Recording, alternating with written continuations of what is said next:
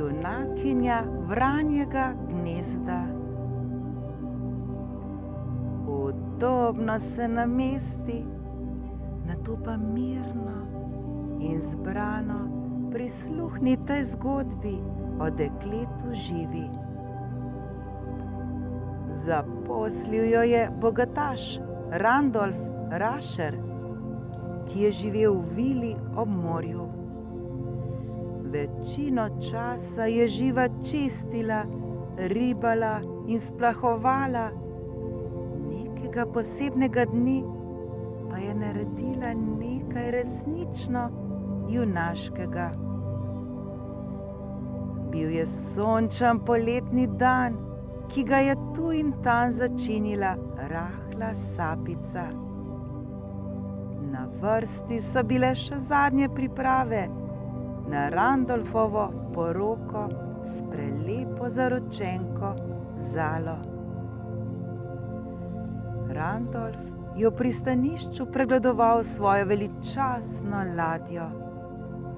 Po obredu bosta na njej z novopečeno ženo odplula na medene tedne.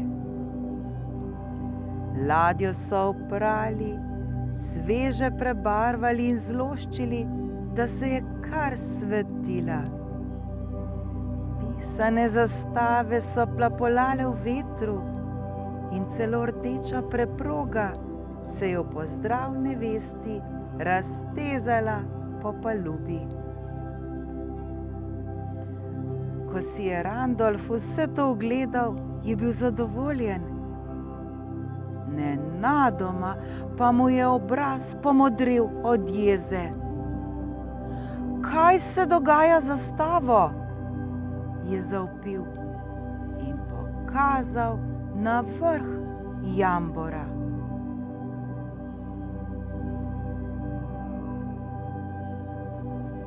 Na zastavi sta bili narisani začetnici imen poročnega para, ki sta se prepletali v obliki ljubkega vozla.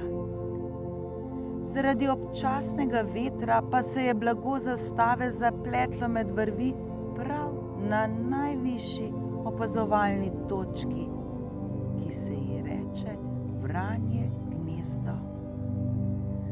Posadka je vlekla vrvi zdaj sem in zdaj tja, a zastava se ni premaknila.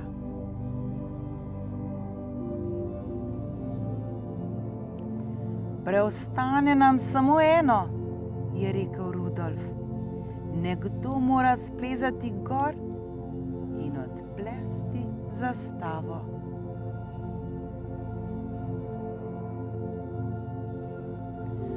Mornarji so drug za drugim iskali izgovore, zakaj tega nikakor ne morejo storiti. Noga me boli, je povedal prvi. Vrtoglavica me daje, je rekel drugi. Nihče se ni hotel lotiti naloge. Nato pa je pred skupino zadržano stopila drobna Živa. Bom jaz splezala gor, je rekla Randolfu. Višina me ne moti preveč. Poskusila bom odviti zastavo.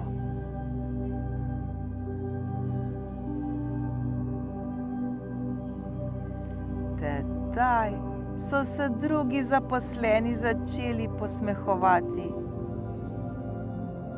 Le kaj si to niče misli, da je zagodrnjal eden od njih. Ne da bi še kaj rekla, je Živa začela plezati. Vedno višje se je vzpenjala, dokler ni dosegla Vranjega gnezda.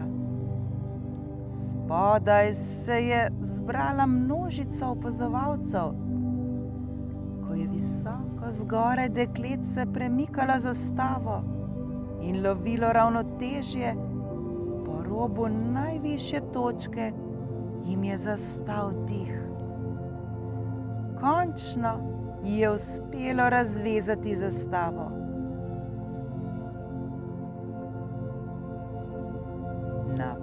poti navzdol se je veter okrepil in ladja se je začela zibati. Močni valovi so se zaganjali v ladijski trup.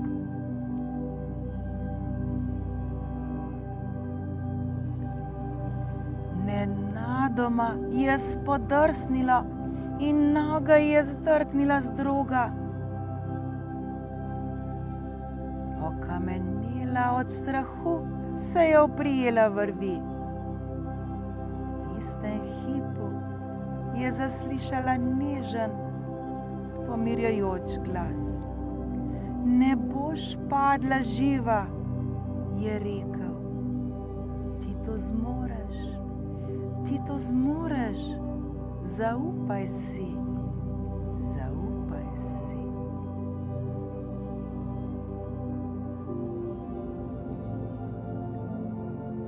Živa se je pomirila.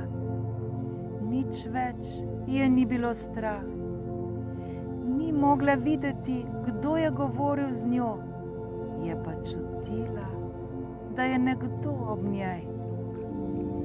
Ponovno je ujela ravnotežje in se mirno spustila po zibajočem se ogrodju. Ko je stopila na palubo, je množica začela ploskati.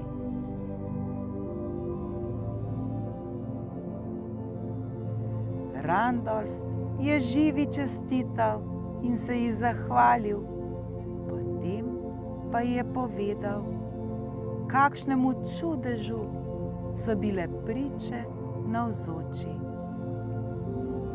Ko je spodrsnilo in se je oprijela vrvi, je pod njo angel razprostrl svoja krila in razgrnil čarobno mrežo, podobno tisti, ki jo imajo zbiratelji metuljev. Mreža je ostala ves čas ob njej, da bi se ujela nanjo, če bi padla.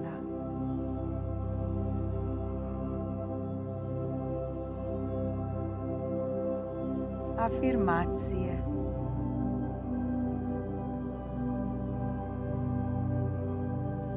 Angeli ves čas bedijo nad nami, kadar smo v nevarnosti, so ob nas, da nam pomagajo. Verjemi vase in osupla boš, kakšnih neverjetnih reči si sposobna. Vsak je nadarjen za nekaj, četudi ljudje okrog njega še niso opazili tega.